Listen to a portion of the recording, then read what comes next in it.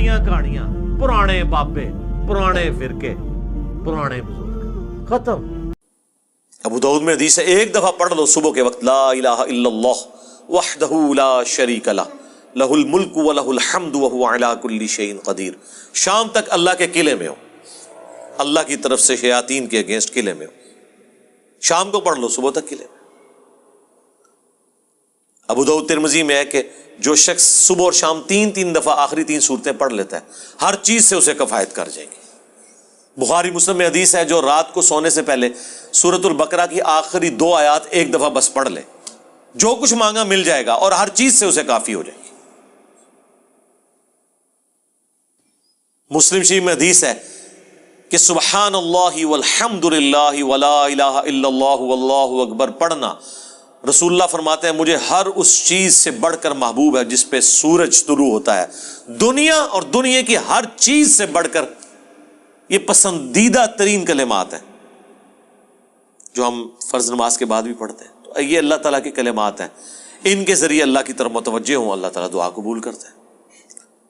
وہ ترمذی میں حدیث ہے ایک شخص آیا، اس نے نماز پڑھی، پھر تیزی سے دعا شروع کر دی، آپ نے فرمایا سائل نے جلدی کی۔ ایک دوسرا شخص آیا، اس نے پہلے اللہ کی حمد بیان کی، پھر دروشی پڑھا، پھر دعا مانگی، فرمایا سل تعطا، مانگ تجھے دیا جائے گا، مانگ تجھے دیا جائے گا۔ اور نماز میں بھی پروٹوکول آپ دیکھیں کیا ہے، پہلے اللہ کی حمد بیان ہوتی ہے، التحیات للہ والصلوات والطیبات،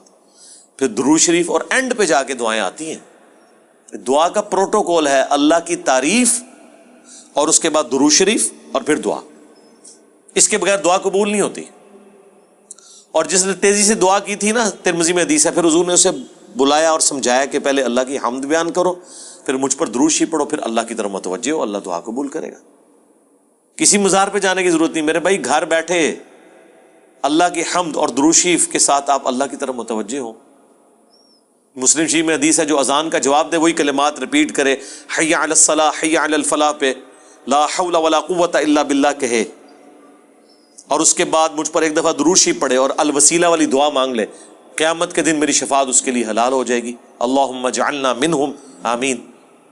کتنے پیارے پیاری چیزیں ہیں جو نبی علیہ السلام نے تعلیم فرمائی ہیں۔ ہم نے اس لیے سنت اذکار کارڈ لکھے میرے بھائی،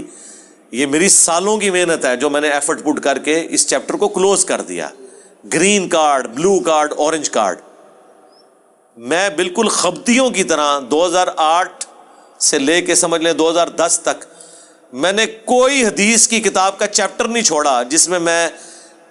اللہ کے نبی کے وظائف کو تلاش نہ کروں صلی اللہ علیہ وآلہ وسلم، پھر حدیثوں کی صحت کے پیچھے، پھر جتنے علماء نے اذکار کی کتابیں لکھی وہ، پھر اذکار کارڈ جو چھپے تھے، اس کے بعد میں نے ایک انٹلیکچوئل ترتیب کے ساتھ یہ اذکار کارڈ لکھے، آخرت کا بلو کارڈ اور گرین کارڈ،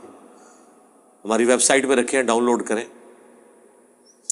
تو اس کو پڑھیں،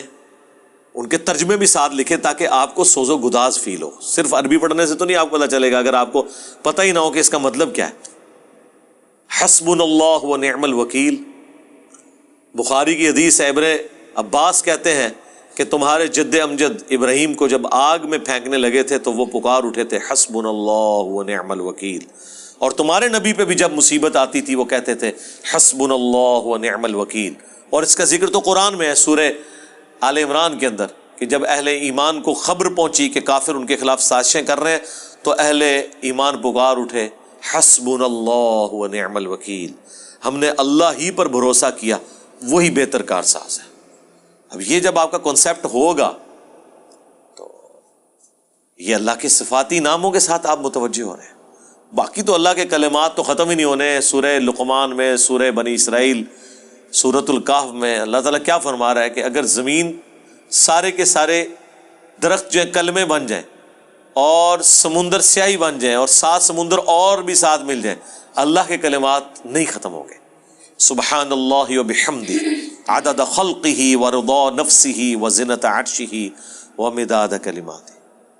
بخاری میں حدیث ہے اللہ تعالیٰ کے 99 نام ہیں جو ان کو لے لے گا تو اس پہ جنت واجب ہو جائے گی۔ لینے سے مراد یہ نہیں ہے کہ مطلب وہ ان کی صرف تسبیح کھینچتا رہے گا، مراد یہ کہ وہ اللہ تعالیٰ کو سیریس لے گا، ٹھیک ہے۔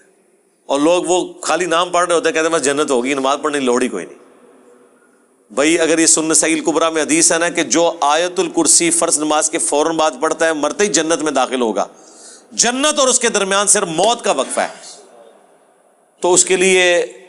نماز بھی پڑھنی پڑے گی، صرف آیت الکرسی پڑھنے سے کچھ نہیں ہونا۔ تو یہ اللہ تعالیٰ ہمارا تمام اچھے نام اللہ کے لیے، ان کو اس کے ناموں کے ساتھ پکارو۔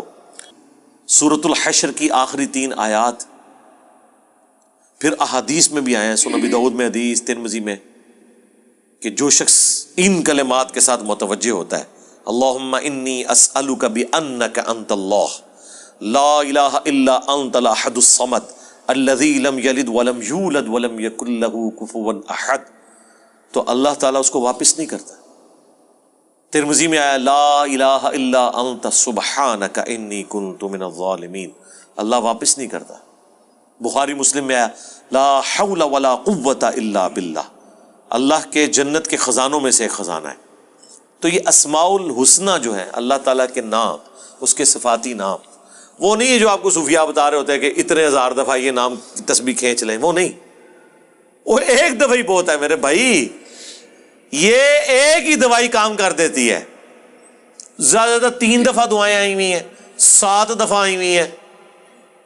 10 دفعہ آئی ہیں، اس سے زیادہ نہیں، سوائے تسبیحات کے جو 33 دفعہ ہیں یا 100 دفعہ ہیں۔ دعائیں تو آپ کو آیت الکرسی ایک ہی دفعہ پڑھنی ہے فرض نماز کے بعد،